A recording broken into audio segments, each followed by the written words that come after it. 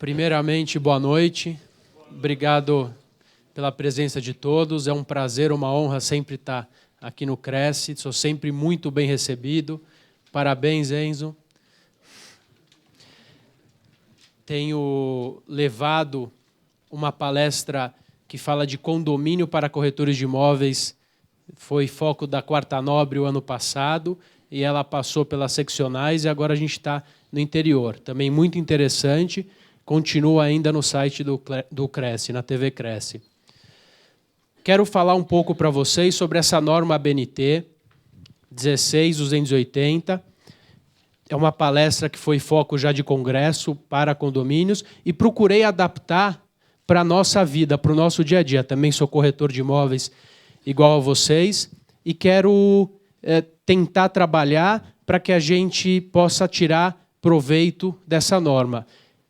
E eu acho que isso é muito válido. Essa primeira imagem foi o que eu sempre penso quando eu iniciei a profissão. Aquele medo inicial, às vezes a gente não tem noção da pergunta que o cliente vai fazer, isso muitas vezes nos assombra. Versus aquele corretor tranquilo, que passa confiança, e quem trabalha com venda sabe que a diferença muitas vezes é percebida naquela informação que a gente tem. Então, se a gente não tiver confiante, a gente não consegue passar confiança. E é isso que eu quero trazer aqui para vocês. Antes da gente iniciar, vou passar algumas informações. Nós estamos num município de 11 milhões de habitantes, aqui em São Paulo. Estou falando do município de São Paulo. Sendo que metade da população ou trabalha ou mora em condomínios. Então, a cada 2 negócios fechados por qualquer um de nós, um necessariamente está ocorrendo dentro de um condomínio. Então, a relevância da gente ter o conhecimento no local que a gente está vendendo, com certeza vai ser o diferencial. Os condomínios da cidade movimentam 13 bilhões, que é superior ao orçamento anual de Curitiba ou de Porto Alegre. Tá? Então, imagina olha o tamanho do que movimenta os condomínios. A gente está num mercado gigantesco, não só dos imóveis, mas também da parte administrativa. Essa foi a tela que eu imagino que é onde a gente pode estar agregando. Que a primeira dúvida que eu tenho, que eu acredito que vocês também tiveram antes de tomar conhecimento da norma, aliás, vocês ainda estão com a dúvida, eu já tenho o conhecimento da norma. Vamos ver se a gente esclarece a dúvida de todo mundo. Posso fechar a sacada? Posso trocar o piso? Podem responder, pessoal, vamos lá.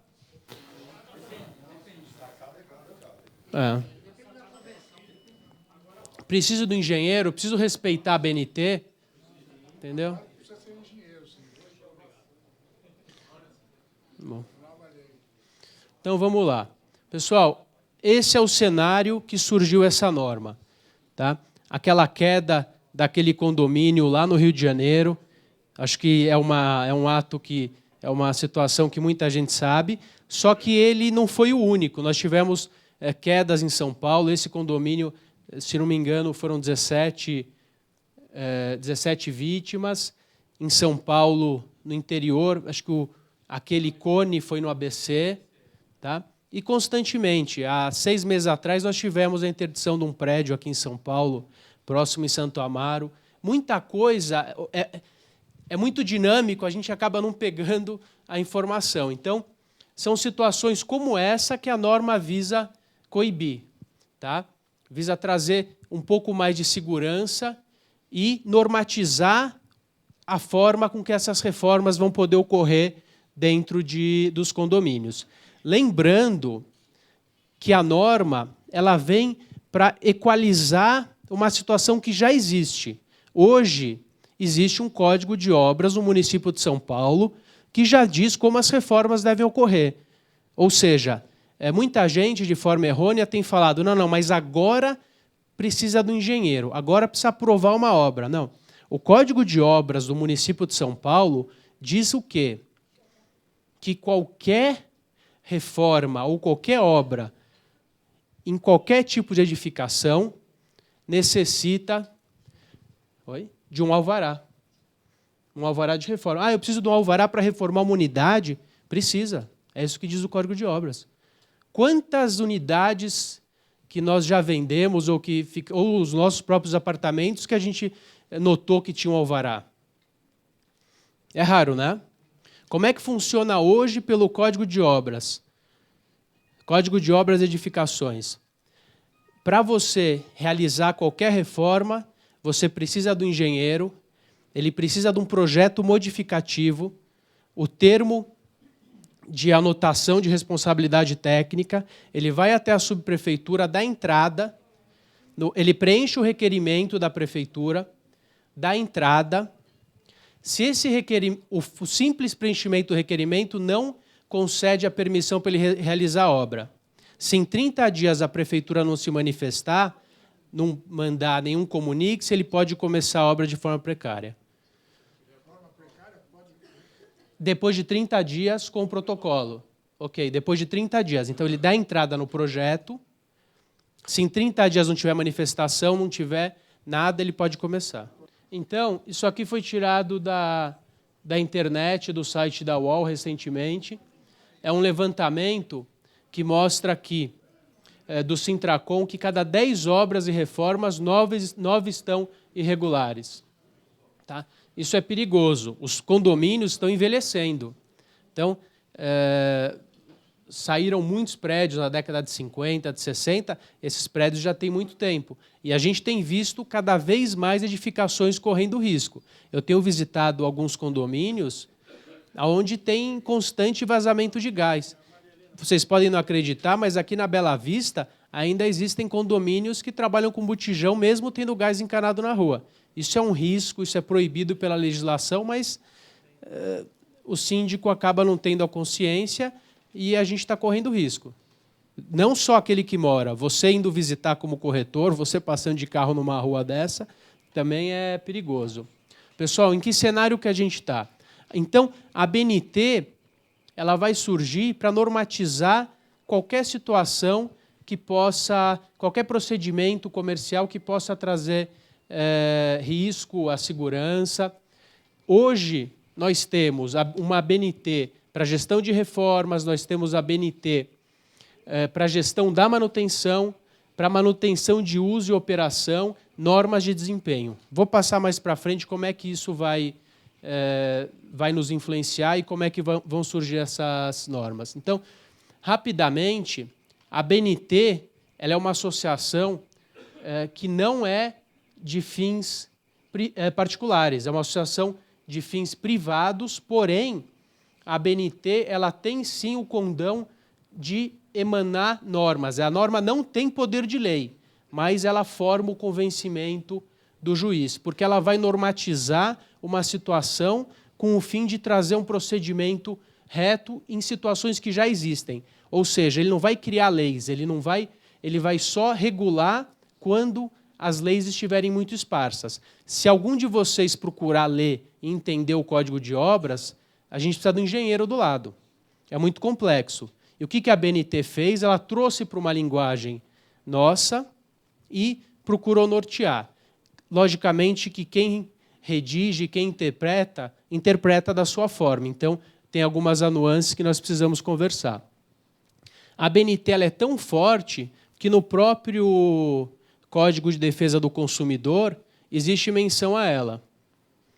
Tá? Quando não existirem normas técnicas, aquelas reguladas por lei, deve-se usar, por analogia, as normas da ABNT. Lembrando que o que a norma quer é reduzir a variedade de procedimentos e trazer segurança para o nosso dia a dia. Pessoal, aqui é um julgado que fala da ABNT e que mostra que ela não tem poder vinculante. Tá? Eu tirei isso para que vocês possam também ter essa informação. Estou passando algumas situações, depois eu vou linkar e entrar na norma. É importante a gente entender também qual é a responsabilidade do síndico e como essa norma vai poder interferir nessa responsabilidade do síndico. Então, o síndico, ele é o representante legal, responde civil e criminalmente pela edificação. Todo mundo, quando o síndico é eleito, fala: o senhor é responsável civil e criminalmente. Mas ninguém sabe o que isso quer dizer na prática. Tá? E é isso que eu vou trazer aqui para vocês, exemplificando com a norma da ABNT. Então, existe uma norma da ABNT de 2012 que traz as especificações de funcionamento de playgrounds. Tá? Ele fala da manutenção do playground, ele fala do piso que deve ser colocado, ele fala do material que pode ser utilizado. O síndico é obrigado a seguir isso? Não é obrigado a seguir isso porque não é lei. Mas vamos lá. Uma criança está brincando naquele gira-gira e ela cai. Ela sofre uma lesão corporal. Ok? Esse síndico, se não tiver feito a manutenção correta do equipamento, ele responde diretamente pela lesão corporal. Porque aquele que tem o dever de guarda, de vigilância, caso se omita pela omissão, responde diretamente pelo crime. Isso está no Código Penal, no artigo 13. Então, e qual é a manutenção razoável para um playground? Aquela estabelecida e aceita na ABNT. Da mesma forma que na figura 2, esse atrapalhado morador tropeçou na escada. Ok? Vamos supor que ele veio a óbito. Vou exagerar um pouco. Ele veio a óbito. Qual é a garantia do síndico? Fez as manutenções, o corrimão estava ok. Nesse caso exemplificativo, não tinha corrimão. Quando a gente entra no prédio, muitas vezes o síndico... A gente nunca pergunta, né, se tem AVCB. Todo mundo sabe o que é AVCB? O auto de vistoria do Corpo de Bombeiro. Parece besteira, né? Isso é para dar dinheiro, isso é para o Estado. Daí não tem AVCB. O que acontece? Quem exige o corrimão? O Corpo de Bombeiros. Daí você não põe o corrimão, a pessoa tropeçou, veio a óbito. O síndico é obrigado a ter o AVCB. Ele não teve o AVCB, por lei, ele descumpriu a lei. Aquele que tem o dever de cuidado não o faz, assume diretamente aquilo que provocou, pois, se ele não tivesse sido omisso, teria corrimão. Então, ele responde pelo homicídio. Homicídio. Uma pessoa caiu no prédio e faleceu. Se a área que ele caiu, ou se o problema foi originado pela omissão dele, ele responde diretamente pelo crime. Tá? Isso é complicado. Depende. Vamos lá. Ele entregou o prédio. O incorporador entregou. O síndico não tinha. Mas naquela época era lei ter, hoje tem que ter, precisa ser analisado uma série de situações. Pessoal, isso foi tirado da internet, recente. Tá? Então, essa tela agora ilustrativa, quanto vale um prédio bem gerido, bem administrado, onde as normas estão sendo cumpridas, e quanto vale aquele segundo prédio? Até para a gente, como corretor, a gente muitas vezes fala: não, eu não tenho nada a ver com isso, se tem AVCB, se tem segurança. Não. Primeira coisa, se nós pudermos trazer para o nosso cliente a segurança da informação e pudermos cooperar para que ele esteja num prédio bom e decente, isso pode agregar. Como quem vende mal, não vende de novo. Quem vende bem, se você colocar o seu cliente aqui, ele volta. Se você colocar o seu cliente ali, você passou a noite, ele não viu que na parte da frente tinha o toldo, estava levantado, ele vai ficar com raiva de alguém, vai ser da gente. Tá? Só que para chegar num prédio desse, o que muda é o cumprimento das normas. Normas como essa que a gente está falando, da ABNT, não poder alterar a fachada. A cooperação é do síndico, é do corretor, é do morador, envolve todo mundo. Tá? O que diz a ABNT? Então, vamos entrar agora, propriamente dito, na ABNT 16.280. Apresentação de toda e qualquer modificação que altere ou comprometa a segurança da edificação ou do seu entorno deve ser submetida à análise da incorporadora do projetista dentro do prazo decadencial. Após esse prazo, um responsável técnico deverá efetuar a análise. Ou seja, a ABNT está dizendo o quê? Qualquer modificação dentro do prédio durante a garantia tem que ser submetida à incorporadora. Tive em contato com uma das pessoas que fez a norma, inclusive no congresso que foi dado sobre a ABNT, e ele falou, poxa, Rodrigo, isso passou um pouco desapercebido, nós vamos corrigir.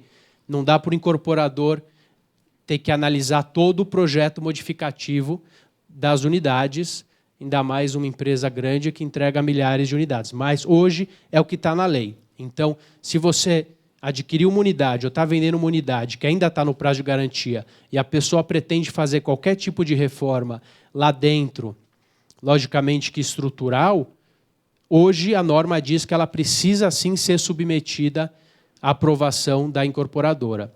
Essa questão do projetista é interessante, porque alguns prédios, hoje, a construtora já entrega a eles sem a fachada fechada, sem a sacada fechada. Daí ele permite com que você feche. Lógico, a gente vai ver mais para frente como que isso vai funcionar. Mas vamos supor que ele projetou aquele prédio de forma que a fachada não deveria ter sido alterada. E eu achei um julgado. Essa incorporadora entrou com uma ação contra o condomínio e ganhou. Porque o projeto é uma propriedade intelectual daquele que realiza. Eu tive num condomínio recentemente, onde a construtora entregou 4 áreas no térreo. Sabe aquelas áreas que no térreo que às vezes vale menos porque não tem a vista, mas em contrapartida eles deixam aquela beirinha, né, para que o condômino mexa. O jardino, exatamente.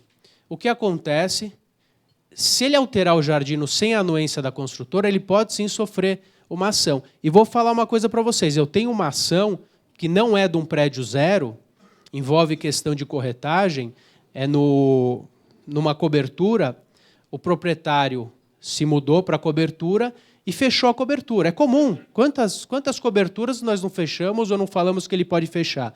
O que aconteceu? A pessoa comprou a unidade, adquiriu essa unidade e entrou com uma ação contra o vendedor porque viu que aquela área lá de cima não estava escriturada.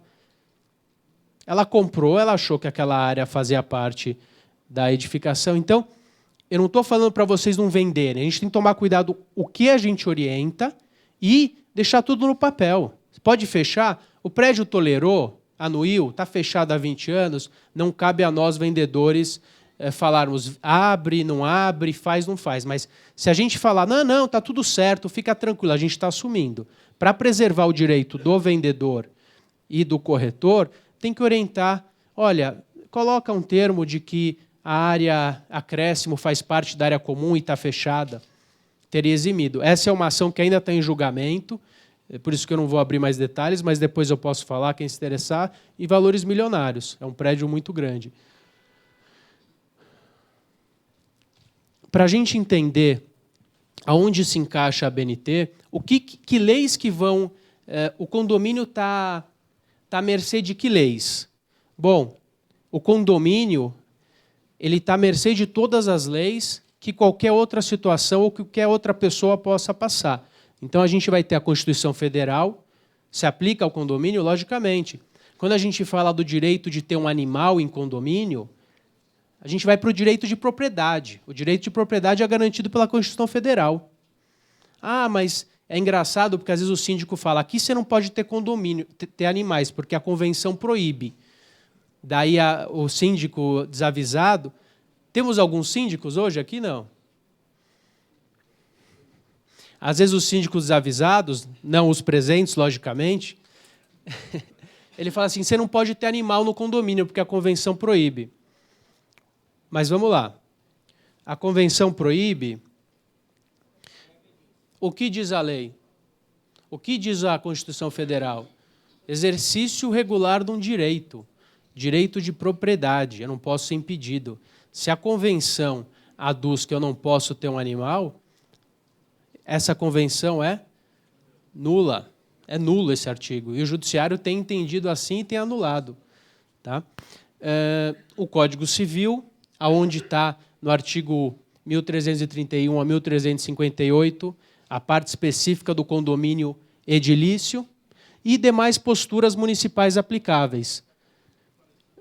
Quando surgiu aquela questão da Lei Cidade Limpa, a primeira coisa que vieram perguntar, não está escrito na lei que o condomínio que se aplica a condomínios.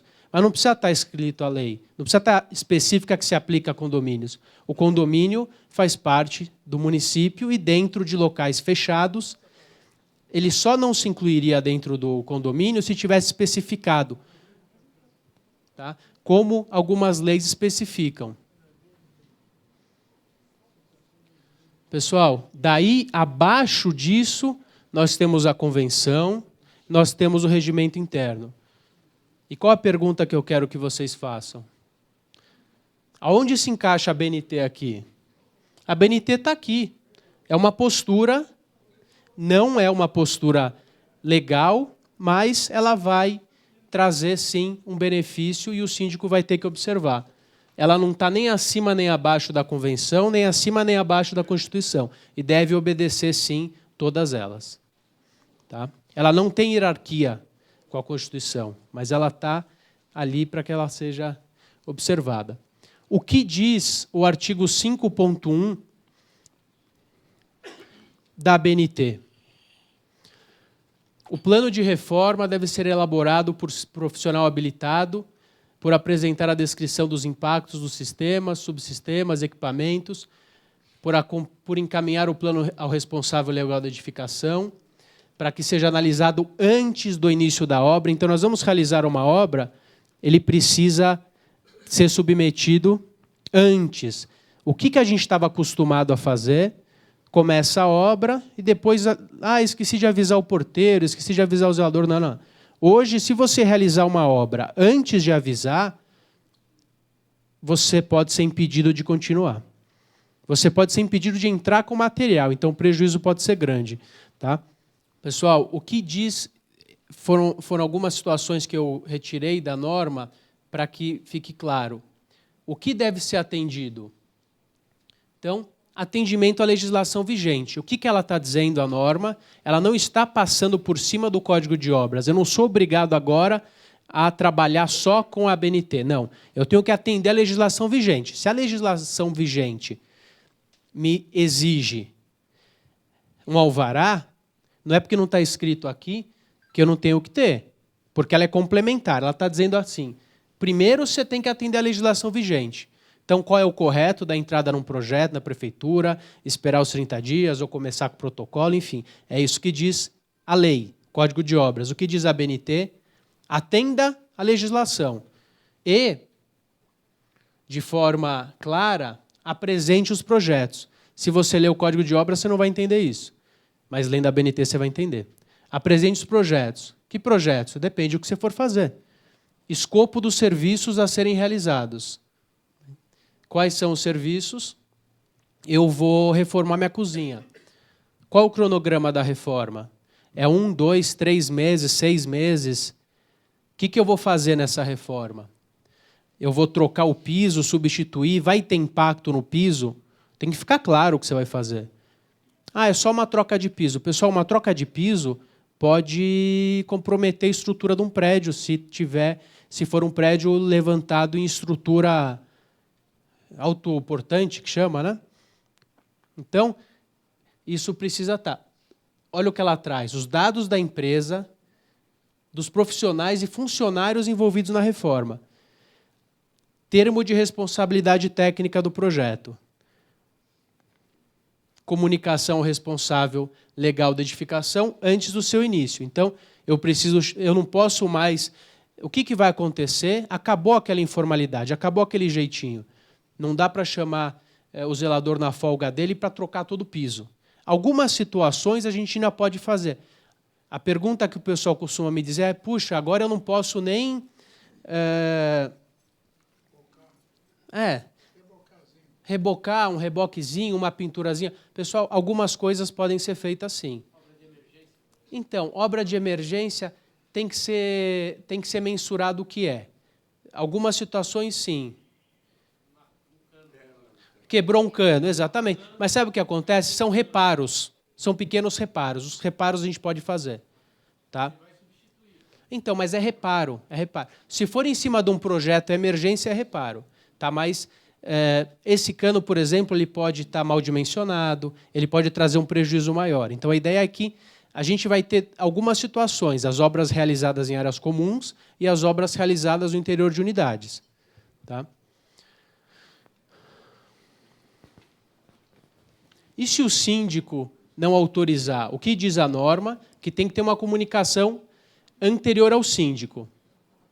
Tá?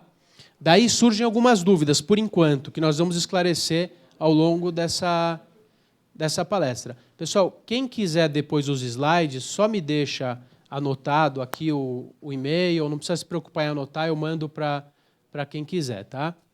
Então, a dúvida que surge é qual o prazo para o síndico tem para autorizar. Alguns síndicos desavisados podem atrapalhar uma reforma. E é verdade, isso já tem acontecido. Ah, depois eu vejo.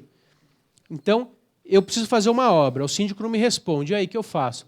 Poxa, agora a norma diz que eu preciso aguardar a autorização do síndico. Legal, e ele não me autoriza, e aí? Qual o prazo? Lembrando que todo aquele que causa prejuízo a terceiros fica obrigado a repará-lo, seja material ou seja moral. Se o síndico, num prazo razoável, não me der uma resposta, cabe sim ele assumir os prejuízos. Logicamente que tem que ser uma situação comprovada e prevista. Ah, eu pedi hoje autorização, amanhã eu quero autorização, senão eu vou processar ele. Não funciona assim. Por isso que uma das sugestões que nós estamos dando é que as assembleias regulem esse prazo. Esse prazo não está nem na norma, pode ser que seja corrigida numa nova edição, por enquanto não tem. Então, a assembleia deve sim ser chamada. Ah, o prédio é grande, não dá para chamar uma assembleia. Então, de forma precária, o síndico vai estabelecer um prazo e vai ter que cumprir. Se não, aquele que realizar a reforma vai notificar o síndico, olha, aguardo resposta no prazo, vamos pensar num prazo razoável de 10 dias. Se ele não emanar uma resposta, vão caber as diversas medidas legais. O síndico pode proibir, e no caso de negativa, essa deve ser embasada, e no caso de desrespeito? E aí? Então, a norma diz que o síndico pode impedir a entrada. O cara chegou lá truculentão, derrubou a porta e está fazendo a reforma. Me preocupa muito que essa norma pode trazer também alguns conflitos. Então, o síndico não deve, de forma alguma, entrar numa briga física ou num embate que pode trazer qualquer prejuízo. Existem meios legais. Ele pode ligar para a prefeitura, ele pode denunciar a obra na prefeitura, já respondendo o que a senhora perguntou, ele pode entrar com uma ação na justiça, que é uma obrigação de não fazer ou de fazer, depende do caso, e paralisar essa obra de forma imediata. Ah, mas demora muito, a justiça... Pessoal, eu trouxe um julgado aqui para vocês. Em 4 dias, nós paralisamos a obra com a liminar na porta da pessoa. Se eu apresentar o protocolo da obra para o síndico, isso não automaticamente retiraria essa obrigatoriedade dele saber se é uma obra que necessita ou não de autorização? A pergunta é excelente. Lembrando que uma coisa não exime a outra. Daí você está regular perante a municipalidade, mas tem uma normatização dentro daquele condomínio que você não está cumprindo. Tá? Daí é discutível. Ele pode, por exemplo, que lei é maior? Logicamente que é da prefeitura. Ah, mas eu tenho que obedecer, mas se eu já estou cumprindo... Daí ele pode, em tese, tentar entrar com uma ação judicial, mas o condomínio, sim, que regula uma normatização, que tem um procedimento de funcionamento, por mais que a lei que ele esteja regular, no prédio exige que deixe a portaria avisada da obra ou que apresente a planta. Ah, mas eu já aprovei. A gente não está pedindo para você aprovar, está pedindo que a portaria precisa ter o nome de quem vai trabalhar. Ou seja, não tem conflito.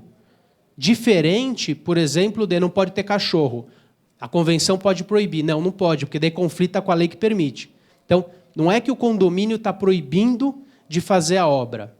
Ele está dizendo, você tem que ter aquela autorização legal, e aqui dentro você tem que cumprir os procedimentos. Por exemplo, aqui a obra, no meu condomínio onde eu moro e sou síndico, a realização de obras é das 9 da manhã às 5, e sábado não pode.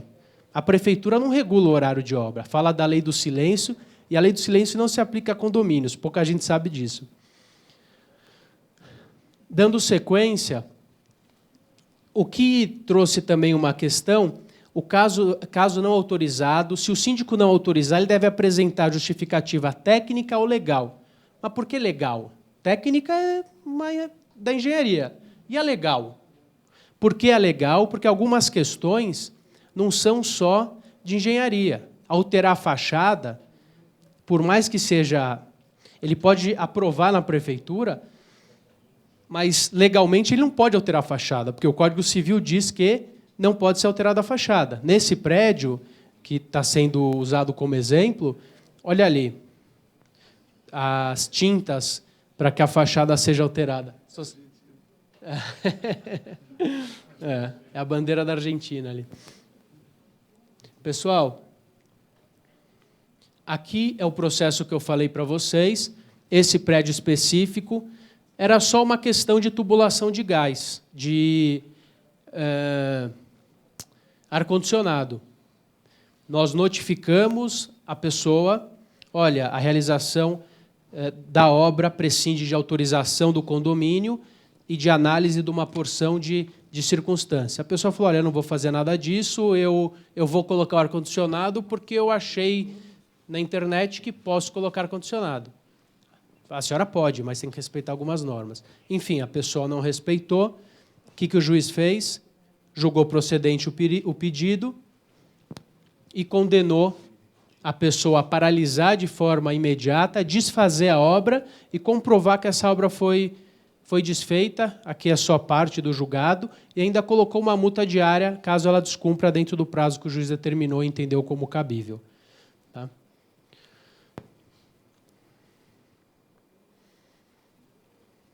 Aqui nós falamos, autorização por parte do responsável legal da edificação quanto ao trânsito nas áreas comuns do edifício de insumos e funcionários não substitui as aprovações legais, nem representa o compartilhamento da responsabilidade legal pela realização da reforma.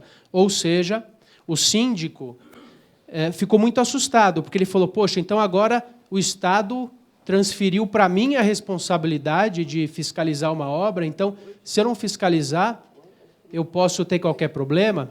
Então, vamos lá. Cada um tem a sua responsabilidade.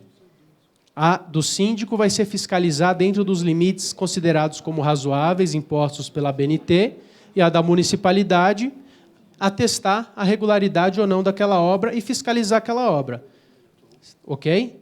Logicamente que é muito tênue esse limite, dá para confundir aonde vai a responsabilidade do prédio e aonde vai a responsabilidade da prefeitura, mas esse artigo tentou deixar isso claro. Durante a execução da obra, devem ser implementados controles de etapas, fiscalização e verificação. Se for constatado a alteração do escopo, a obra deve ser interrompida e proibido o acesso do material. Então, a pessoa vai lá, dá entrada e depois não cumpre com aquilo que ela... Me ligou um amigo, falando assim, Rodrigo, eu dei entrada, mas eu vou pôr ar-condicionado, o síndico não deixou. Ou seja, o síndico ele não é mais só o responsável pelo início daquela obra. Está autorizado, foi feito bonitinho. Não, ele é o responsável pela fiscalização das etapas e depois ele é o responsável pela verificação se aquela obra foi concluída a contento. Daí a pergunta, poxa, nós síndicos estamos assustados, né? E não competentes para isso. Exatamente, não competentes para isso. E qual é a saída legal? O síndico, infelizmente, o condomínio vai ter um custo maior, vai ter que contratar um engenheiro, um profissional, que não precisa só ser engenheiro, pode ser um arquiteto, pode ser um técnico em edificações, que vai atestar que aquela obra está de acordo com o projeto apresentado ou que o prédio não tem qualquer risco naquela situação. Lembrando que não substitui que aquele morador, que aquela pessoa que esteja reformando, cumpra a legislação. Tá? É isso que disse aquele parágrafo anterior, cada um com a sua responsabilidade. Então, o morador precisa cumprir o que diz a prefeitura, a gente sabe que muitos não cumprem, mas o condomínio tem que exigir algumas situações básicas para verificar que aquilo está ok. E ele não vai fazer isso pessoalmente, ele vai trazer um engenheiro, um técnico, logicamente que isso vai impactar num custo. Teve uma pergunta no outro curso, poxa, mas imagina um prédio muito simples, de valores muito módicos, como é que funciona na prática? A pessoa, às vezes, faz uma reforma pequena, vai precisar do engenheiro, o condomínio vai precisar do engenheiro, mas é um prédio que o condomínio custa R$100. Quanto vai cobrar o engenheiro? Logicamente que essas questões vão ter que ser dirimidas no dia a dia e, infelizmente, muitos prédios vão acabar não cumprindo a normatização, como não cumprem também a norma. Tá? O que a gente tem que tirar disso, como corretores, é ter o conhecimento do funcionamento. Eu preciso chegar ali, eu preciso saber como funciona, eu preciso orientar o meu cliente, e eu preciso saber que aquele prédio que tem o síndico omisso pode ser um mau negócio para o meu cliente. Eu preciso pensar quantas vezes eu quero vender para esse cara. Tá? Porque o que eu procuro mostrar para vocês acaba, tanto nesse curso quanto no outro, Condomínio para Corretores, é deixar os olhos de vocês alertas para situações que vão passar a ocorrer no dia a dia. Então, quando você chegar no prédio, você vai ver um prédio com uma portaria só, ou o prédio tem 2 portarias, você já vai saber que aquele custo pode ser dobrado. Porque hoje a mão de obra é praticamente 50% do custo do prédio. Se tem uma portaria na frente e uma no fundo, esse condomínio deve ser caro. Tem mais ou tem menos unidades? Então, são situações que os nossos olhos ficam treinados. Voltando ao tema, pessoal, o síndico tem poder de polícia para paralisar a obra? Não, não tem. Ele tem que tomar as medidas legais. Sim, ele pode entrar com ação, ele tem que notificar, ele pode ir na polícia fazer um boletim de ocorrência, ele não deve pôr o pé na porta e entrar. Eu tenho um caso, eu defendo um subsíndico na justiça, que ele está sendo processado por invasão de domicílio, porque a pessoa estava fazendo uma obra, ele meteu o pé na porta e paralisou a obra, colocou todo o pessoal para fora. Então, não é por aí, né? Da mesma forma que a prefeitura hoje atribui alguns recolhimentos de encargo ao tomador de serviço, ao condomínio. Então, infelizmente, o Estado não consegue tomar conta de tudo, ele acaba delegando e exigindo, a gente vê isso em outras esferas, da mesma forma quando você contrata uma segurança privada. Por que eu preciso ter um segurança na porta se o Estado tem que me dar segurança? E se por exemplo, o condomínio foi assaltado, tinha vigilância armada? Tinha. O condomínio assumiu a responsabilidade por ter segurança. Ele responde, mas a responsabilidade não era do Estado? Era do Estado. A partir do momento que você pôs um guarda armado, você assume, transferiu. Da mesma forma, a lei não diz que o síndico é responsável, só que a norma diz que o síndico tem que exigir isso, isso, isso. Ele não tem que ser um fiscal. A partir do momento que ele não está exigindo, ele está, sim, assumindo algumas responsabilidades. Está acontecendo uma bateção no teu apartamento, você é o síndico, você não faz nada. Lembra aquilo que a gente falou? O artigo 13 do Código Penal? Aquele que por omissão, aquele que tem o dever legal de agir e por omissão não age, assume a responsabilidade. O que diz o Código Civil? Compete ao síndico a fiscalização das áreas comuns, cuidados diversos com o condomínio, entre outros. Então, o entendimento hoje, apesar de eu também entender que não deveria, é que, medianamente, o síndico tem que exigir algumas coisas para não assumir a responsabilidade. Não, porque não tem qualificação. Exatamente, não tem, mas ele pode trazer um técnico, ele pode contratar um técnico. Se isso vai impactar em custo ou não, da mesma forma, o condomínio podia ser gerido por uma autogestão. Hoje a autogestão é complicadíssima, ou seja, onerou o condomínio. É que as situações vão passando, a gente vai esquecendo. Essa é uma situação nova que ainda vai se acomodar. O que diz de forma clara a norma? compete ao responsável legal da edificação, antes de qualquer reforma, disponibilizar os requisitos para a reforma com base na convenção, regimento interno. Como, por exemplo, documentos exigíveis, horário de trabalho, trânsito, prestador de serviço. Então, o síndico precisa falar, olha, pessoal, isso aqui é o regulamento interno. E vou mais longe para vocês, agora linkando com o que a gente faz. Muitas vezes, as respostas que a gente quer para uma venda estão no regulamento interno. Então, o bom corretor faz a leitura da convenção do regulamento interno. Posso fechar a sacada? Posso pôr ar-condicionado? Como o meu cachorro pode andar no chão? Não pode? Muitas coisas estão ali. Tá? Muitas vezes eu já vi corretores, e eu muitas vezes peço, se você pedir as últimas atas, você sabe o que vai esperar teu cliente naquele prédio. A gente sabe que tem prédios tranquilos e tem prédios complicados. Tá? Então, compete sim ao síndico fornecer todo o regramento existente naquele prédio para que a pessoa que vá iniciar uma reforma saiba como agir. Depois, esses documentos precisam ser encaminhados para análise técnica e legal. Qual é? O engenheiro vai falar, bom, pode ser que alguma administradora já esteja prestando esse serviço, ou ele vai contratar um engenheiro de confiança dele que vai dizer, olha, isso aqui está de acordo com aquilo que a gente solicitou e o prédio não vai sofrer qualquer risco se a reforma tiver sido realizada dessa forma. Daí, o síndico, dentro de um prazo hábil, que não está definido em lei, vai precisar responder justificando. Ou seja, aprovado. Aprovado está dentro dos preceitos legais, ele não vai precisar se preocupar.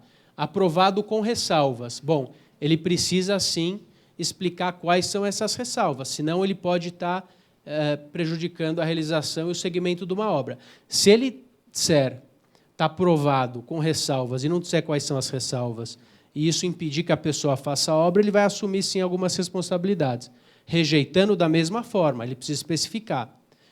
Eu, como morador, recebi uma rejeição, vou notificar o prédio. Qual é a rejeição? O prédio não motivou. Eu vou entrar na justiça, o juiz vai me dar uma liminar para eu continuar a obra. Ele rejeitou sem explicação, então o síndico tem que ter a resposta técnica. Não pode ser que nem criança, né? Por que não, né? Mas por quê? Por que não? E compete também ao responsável autorizar a entrada na edificação de insumos, pessoas contratadas para realizar o serviço de reforma somente após o atendimento desses requisitos daquele plano de reforma. Então, o cara está vindo, ele já vai entrar, daqui a pouco eu te mando. Não. Para começar, o senhor precisa estar com a obra aprovada, aqui internamente. Se ele está legal ou ilegal perante a prefeitura, cada síndico vai gerir o seu condomínio. Não compete ao síndico dar alvará, né? Teve um caso aqui na Moca, onde o prédio foi interditado por conta de uma reforma na cobertura. O prédio inteiro. E durante a obra? Olha esse prédio. Olha onde ele guarda o entulho. Né?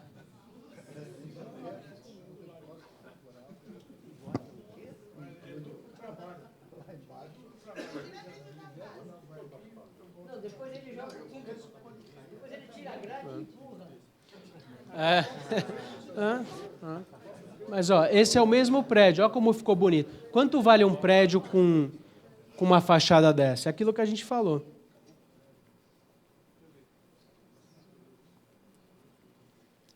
Então, durante a reforma, compete sim ao síndico essa fiscalização também, não pessoalmente, através daquela pessoa que ele vai contratar. Mas ele foi impedido de entrar. Meu engenheiro foi impedido de entrar. Não força a entrada, paralisa a obra judicialmente. Tá? Logicamente que algumas situações na prática ainda vão ter que ser ajustadas. Não dá também... Imagina, um síndico de um prédio de 1000 unidades, ele vai sair distribuindo liminar. Então, como é que a gente evita isso? Trabalhando no preventivo. No elevador do meu prédio está fixado. Antes de realizar a reforma, procure a administração. A norma BNT diz isso.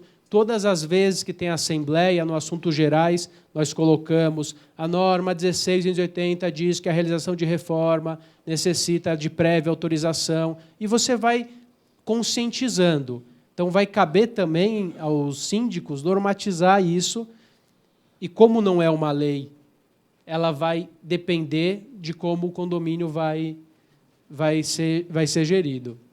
E depois dessa reforma? Mais uma vez, compete ao síndico, logicamente que pode ser delegado a terceiros, verificar a conclusão dessa obra e receber um termo de encerramento. Todo aquele engenheiro, da mesma forma na prefeitura, que ele tem o certificado de conclusão daquela obra. Arquivar toda a documentação da reforma junto com o termo de encerramento. Isso é importantíssimo para nós, corretores. Por quê? Porque a gente passa a ter um histórico. Às vezes a gente está vendendo uma unidade e ela está toda modificada. A gente não sabe se ela está legal ou não está legal. E muitas vezes não importa para a gente. Até o momento que você diz para o seu cliente que está legal. Daí você assumiu responsabilidade. Isso está na norma. Quando solicitada a documentação, ela tem que estar disponível e prontamente recuperável ao proprietário, condôminos, construtor e contratado. Então, isso vai ajudar também quando a pessoa adquirir aquela unidade para ela saber o que foi feito. Tá? E o síndico, cada síndico tem que passar o bastão para o próximo síndico. Então, isso é o outro síndico que tem que ver. Não. O síndico que assume um condomínio, ele foi eleito, ele precisa ter o histórico daquele prédio. Se o anterior não passou para ele, o anterior com certeza pode responder por ter não documentado. Então, é uma situação que o síndico, para ter também tranquilidade, ele passa a exigir e passa a transferir. Se tiver qualquer problema, vamos supor, aquele prédio, aquela unidade que colocou o banheiro no lugar inadequado, porque o síndico era amigo do vizinho, deu um vazamento e deu problema na coluna. Estourou uma coluna porque um banheiro deu uma sobrecarga numa coluna que não podia ter. Quem já ouviu uma história dessa? Ninguém, né? E aí? Esse síndico que assumiu, eu, como síndico, eu fiz um termo e disse que estou assumindo e não recebi nenhuma comunicação de modificação e que não existiam obras realizadas no momento. A antiga síndica assinou, me entregou o documento. Se alguém amanhã falar, poxa, a prumada do 82 está dando problema, do final 2, porque o cara fez uma obra, aquela síndica que não documentou pode sim ter problema, sim. Porque hoje ela deve fazer a manutenção dos documentos. Pessoal, rapidamente ainda, o que aquele proprietário, o que o nosso cliente precisa? É isso que a gente precisa saber orientar ele. Ele vai fatalmente, quando o nosso cliente entra no apartamento, e nós não vendemos só apartamento zero, às vezes isso também cabe para o zero, ele vai perguntar, o que eu preciso fazer? É uma lição de casa fácil. Antes, durante e depois. Encaminhar o responsável da edificação plano de reforma, documentação que comprove o atendimento à legislação vigente, normatização e regulamentos para a realização da reforma. Onde elas estão? Estão ali é a primeira tela que a gente viu. Tá? Que documentos são esses?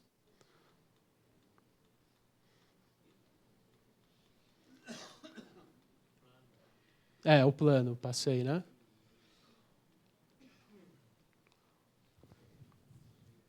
É aqui. Então, aqui. Quais são os documentos? Projeto, escopo do serviço, cronograma da reforma, dados da empresa, termo de responsabilidade técnica. Tá? Vamos para lá de volta.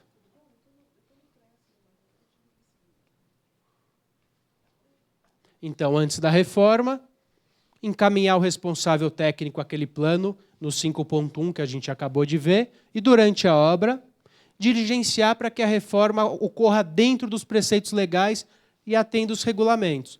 Como? Deixando com que o responsável da obra fique em contato com o zelador ou com o síndico e deixe que ele entre na obra para fiscalizar se aquilo que está sendo proposto está sendo cumprido. Daí você não vai ter problema. Bom, e depois que eu terminar a obra? Eu preciso atualizar o manual de uso. e operações. Isso é uma questão mais complicada. Isso existe em prédios comerciais. Então, todo prédio comercial tem esses mais recentes, tem um manual de uso. Por exemplo, a pessoa vai lá e faz uma manutenção. A fiação está passando aqui. Foi previamente autorizado, teve alvará. A fiação começou a passar, era horizontal e agora está vertical, ou vice-versa. Está anotado no plano de reformas. Se está anotado nesse plano de reformas, a próxima pessoa que for habitar essa unidade, ela pede o livro e ela sabe que não passa mais aqui, passa ali. Lembra? Furei o cano, porque aquele cara tirou daquele lugar. Essa é a única questão que eu tenho medo quanto à aplicabilidade, porque eu acho que ela talvez não pegue. Eu acho difícil um prédio ter um histórico de manual de operações. O histórico daquela unidade que fez a reforma e o prédio guardou o arquivo, eu acho que isso vai acontecer. Mas atualizar um manual de reformas, espero que ocorra, mas eu não vejo tão... Tem que ter, mas não tem. Tá? Pessoal, rapidamente eu elenquei aqui alguns assuntos relacionados que eu acho de suma importância para nós, corretores, e para o dia a dia. Fechamento de sacada. Alteração da fachada versus a padronização. Então, a primeira coisa, eu posso fechar a sacada?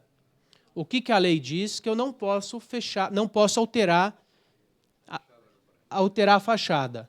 Qual o quórum para alteração de fachada? 100%. Okay? Se eu quiser alterar a fachada, é a mesma coisa para mudar a destinação de um prédio, é 100%. Então, não pode alterar a fachada. Poxa, mas está cheio de prédio colocando vidro. O que é a jurisprudência? O que é a legislação? O que o tribunal tem entendido? Que o simples fechamento com vidros, de forma incolor, não altera a fachada. Ou seja, eu não estou alterando a fachada, eu estou padronizando. Dessa forma eu posso. O que alteraria a fachada em tese são os caixilhos laterais, ou o vidro que não seja transparente. Assim, a questão do fechamento de sacada, ela ainda não está envolvendo a questão da municipalidade. Tá? Ou seja, perante a justiça, perante o condomínio, eu não estou alterando a fachada. Então posso fazer? Não, você não pode fazer. Você vai poder fazer só se o prédio padronizar. O prédio padronizou. Numa assembleia pode ser realizada. Ok. Cada um assume o risco do seu fechamento. Lembrando que fechar a sacada totalmente com vidro pode ter implicação perante a municipalidade, que é área de ventilação e acréscimo de área. Apenas um fechamento, a prefeitura tem entendido que não aumenta a área, que é aquele com vidros que é basculante, são vários vidros fechados. De qualquer... tem um nome, eu não vou lembrar agora. Em veneziana, eu acho. Lembrando que algumas sacadas construídas em balanço não suportam o peso. Então, às vezes, o prédio pode fechar, padronizou? Pode. A prefeitura, não tem problema. Você coloca, você abalou a estrutura. Então, como que você vai se livrar disso? Consultando a construtora, pedindo uma prévia autorização. A construtora faliu, é velha, não sei o quê. Você vai chamar um engenheiro que vai fazer um cálculo estrutural e vai ver que não altera. Colocação de ar-condicionado. Da mesma forma. Você pode colocar, desde que aquela convenção não proíba e aquela assembleia específica tenha sido convocada para padronização. Porém, de suma importância, verificar a carga elétrica. Alguns condomínios não comportam. Autorizou, você coloca a carga elétrica, daí você liga o chuveiro para tomar aquele banho quentinho gostoso, não sai água. Sabe quanto custa para reformar? Sai água e não esquenta. Obrigado. Eu só queria ver se vocês estavam prestando atenção. Obrigado. Então, quanto custa para você mexer uma rede elétrica num prédio? Muito caro, muito caro. É coisa de 100, 150 mil reais. Precisa de aprovação da Eletropaulo. Não é tão simples. Tá? Mas duas coisinhas e eu termino. Qual o momento da cobrança do condomínio no prédio zero? Tá? Isso o pessoal tem me perguntado de forma recorrente. Não é o habite-se. A construtora dá o habite-se e começa a cobrar o condomínio. Não. O STJ já entendeu e já decidiu que o momento da cobrança do condomínio é o momento da entrega das chaves. Você recebeu a chaves do prédio 0, pode cobrar. Salvo se você deu causa. O meu financiamento está pendente. Poxa, venceu, né? Você recebe, em 30 dias você tem que apresentar o financiamento, você não apresentou, por culpa sua. Se o financiamento não saiu por culpa da construtora, é problema dela. Você não tem que pagar o condomínio. E no prédio usado? Isso é o nosso dia a dia. É interessante que a gente coloque que a pessoa assume também na recebimento das chaves, né? Mas nada impede que a gente acorde de forma diversa. Mas o mais saudável é os encargos, inclusive tem umas clausulinhas contratuais nesse sentido. Por fim, mas não menos importante, a questão do vício oculto redibitório. Eu tenho enfrentado algumas ações judiciais de corretores, por isso que eu estou trazendo isso aqui para vocês. O que é o vício oculto? São aqueles vícios que tornam a coisa imprópria ou diminuem o seu valor. Por exemplo, eu recebi o imóvel, só que está com um problema gigantesco elétrico. Só que não tem como eu constatar esse problema sem habitar a unidade. Infelizmente, nós temos alguns corretores que ele não vai perceber, depois que vendeu, está feito, assinou, está feito. Tá? Não funciona assim. Constatada a irregularidade, a pessoa pode entrar com uma ação para quantificar qual é a diminuição substancial desse preço e pedir o abatimento ou a resilição desse contrato. Ela pode rescindir o contrato. Então, a gente pode ganhar, levar e ter que devolver. Tá? O exemplo que eu trouxe aqui, peguei no Tribunal de Justiça de São Paulo, após a celebração do compromisso de compra e venda, com emissão na posse, descobriram que ele estava infestado de cupim. Mas não tem o problema que estava com cupim. Olha o que o juiz falou. A pessoa falou, eu não quero esse imóvel com cupim. Cabimento de rescisão com base no artigo 441 e 443. Ou seja, com a restituição das parcelas pagas, devidamente corrigido. Nesse caso específico, o juiz não deu dano moral. Poderia ter dado. Se tivesse comprovado a má-fé do corretor, esse caso não foi constatado nenhuma má-fé. Vamos falar. O CDC ele vai se aplicar quando existe... Nesse específico não, mas se fosse uma empresa vendendo, ele se aplicaria. Eu vou concluir rapidamente. É a minha última fala agora. Então, como é que o corretor, nesse caso específico, poderia ter se preservado? Vistoria, constatou, entrega. Faz a vistoria na venda. Mas é só para locação? Não, você está recebendo imóvel nessas condições. Muitas vezes, quem está errado é o comprador. Não, porque só o corretor é ardiloso. Quantas vezes nós já não vendemos imóveis, depois você vende e o cara fala assim, mas você falou que o condomínio ia estar pago até mais um mês, ou você disse que não tinha problema nenhum. Mas como, senhor? Eu falei que tinha problema.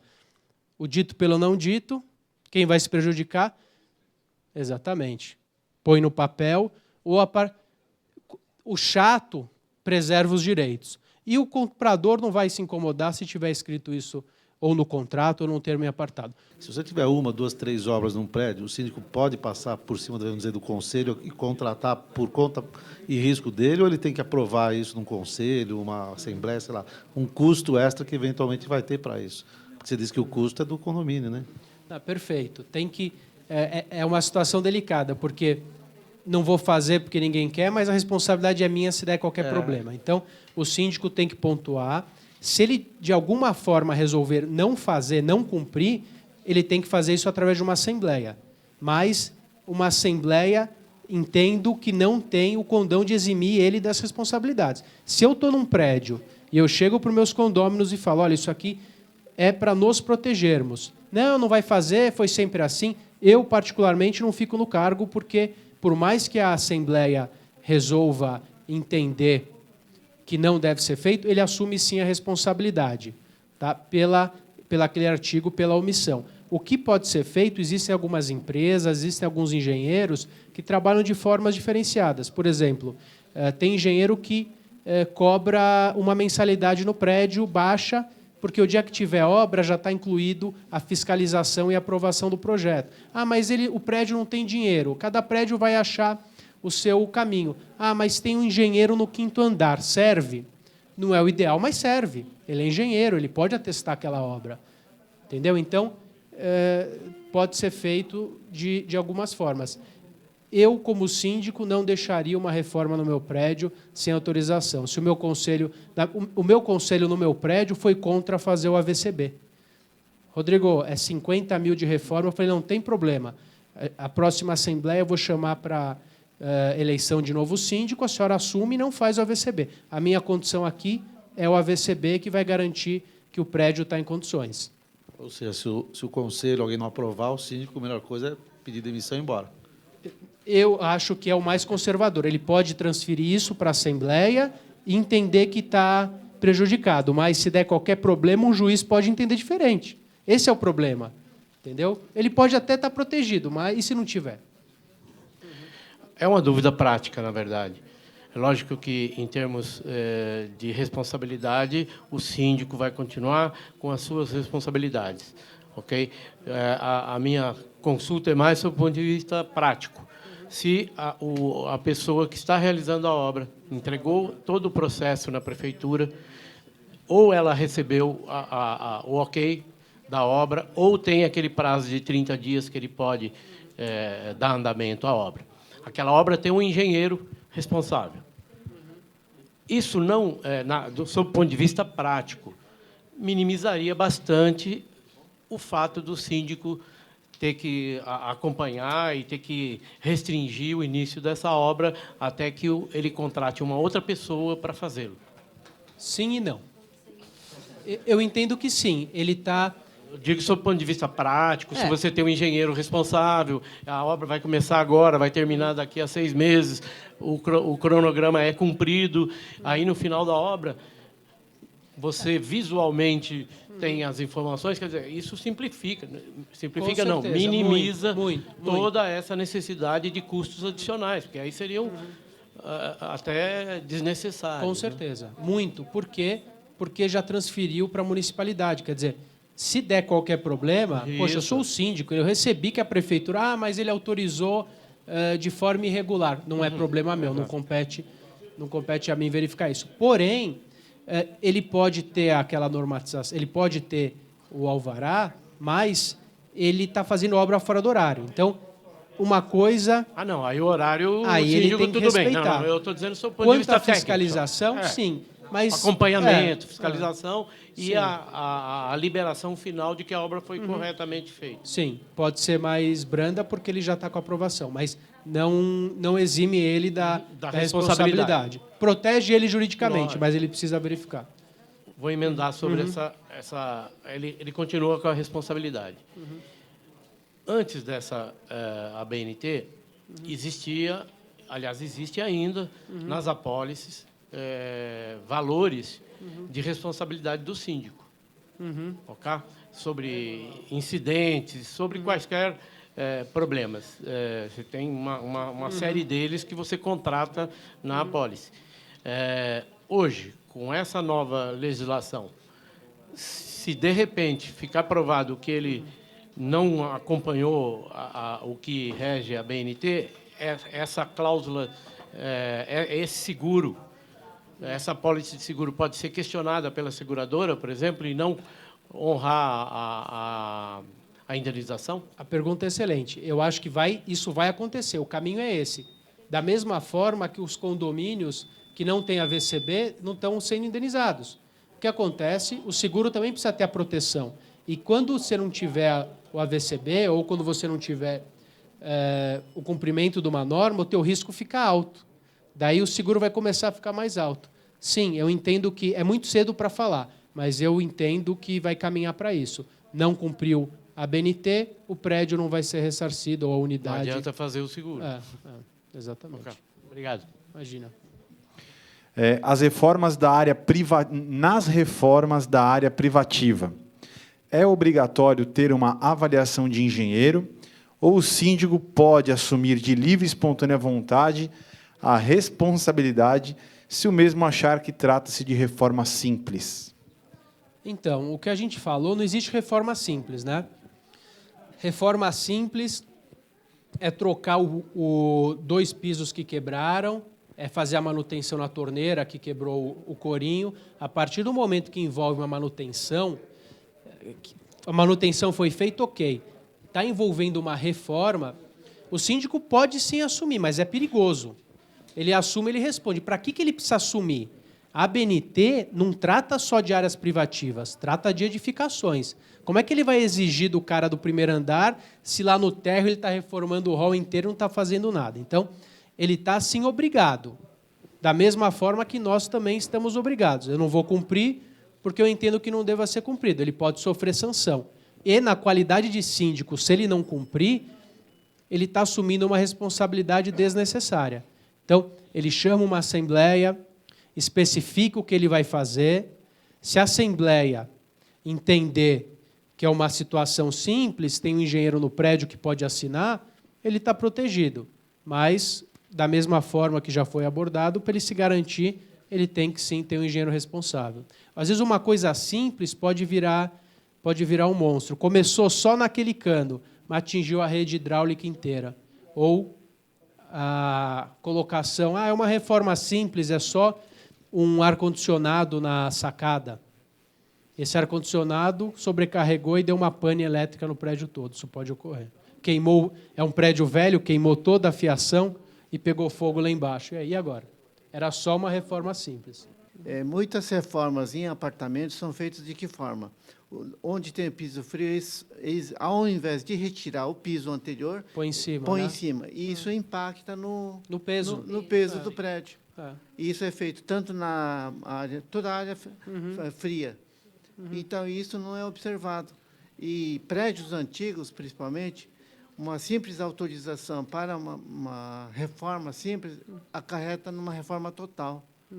Por quê? Os prédios já têm mais de 40 anos de construção e nunca foi mexido. Começa aqui e vai ali. Exatamente. Por isso que a norma diz que tem que ter a fiscalização. Então, ele começou, ele tem que complementar, tem que apresentar novo projeto. Pessoal, é isso. Muito obrigado pela atenção. Espero que tenha sido proveitoso. Obrigado, pessoal. Obrigado.